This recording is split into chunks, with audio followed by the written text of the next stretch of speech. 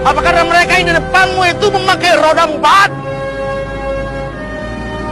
Wah, tidak semua dari mereka pantas kau hormati. Turunkan tanganmu, Jenderal.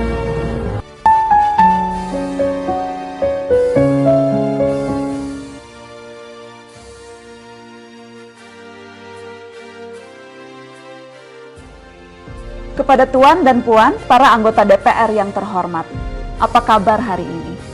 Sepertinya tak sebaik biasanya. Sama, di sini pun begitu. Kita semua memang sedang diuji. Hidup memang tak selalu baik, kan? Seperti kami-kami ini, Tuan dan Puan juga mungkin lebih banyak bekerja di rumah.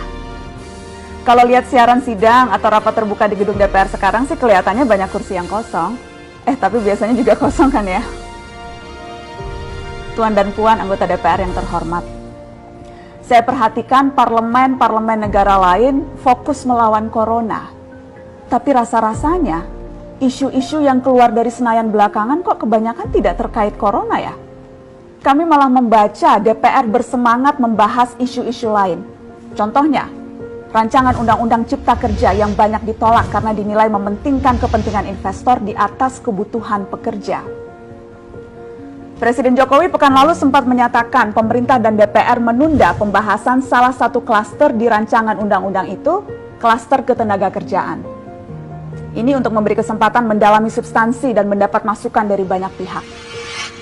Berpegang pada alasan itu, maka sudah seharusnya klaster lain dalam RUU Cipta Kerja pun perlu ditinjau ulang. Karena yang lain juga bukan tanpa masalah, terutama dari perspektif lingkungan dan keadilan gender. Tidak cukup hanya menunda pembahasan satu klaster saja.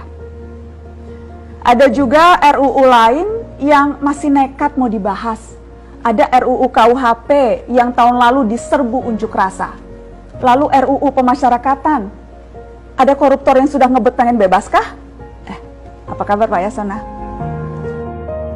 Terus terang saja, membahas undang-undang yang menyangkut hajat hidup orang banyak di masa seperti sekarang ini terlalu mengundang curiga.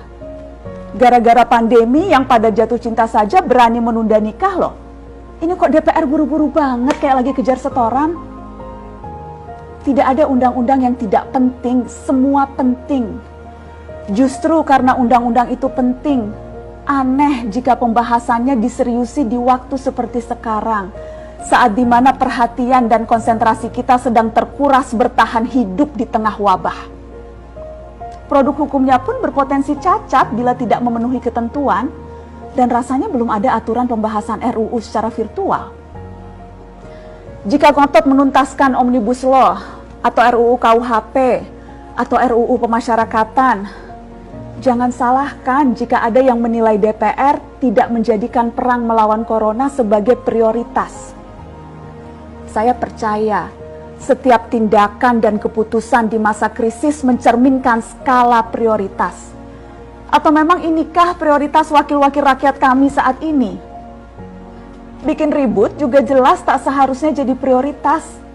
Satgas COVID-19 DPR kemarin dikabarkan mengimpor jamu ilegal dari Tiongkok secara besar-besaran untuk pasien positif virus corona. Satgas kemudian membantah itu, katanya ini diproduksi di Jakarta dan merupakan sumbangan Wakil Ketua DPR RI Sufmi Dasko yang akan dibagikan gratis ke berbagai rumah sakit. Kemudian dikabarkan juga jamunya mengandung bahan berbahaya dan belum terbukti klinis. Satgas lagi-lagi membantah, katanya sedang proses mendapatkan izin edar di Badan Pengawasan Obat dan Makanan. Sedang itu berarti belum kan ya?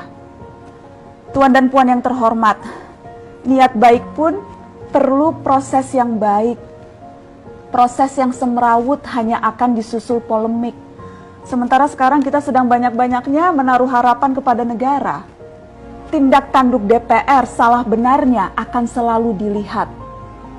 Makanya sempat ramai juga warganet mengkritik Satgas COVID-19 DPR RI yang berfoto mengenakan APD saat hendak berkunjung ke rumah sakit darurat Wisma Atlet menyerahkan sumbangan DPR. Ini dinilai melukai hati masyarakat. Tenaga medis kita saja bertaruh nyawa benar karena kekurangan APD. Tidak ada yang meragukan jumlah sumbangan DPR. Kami yakin pasti banyak, namanya juga DPR, beli ribuan rapid test saja mampu, ngeborong jamu apalagi. Tapi ini soal rasa dan empati.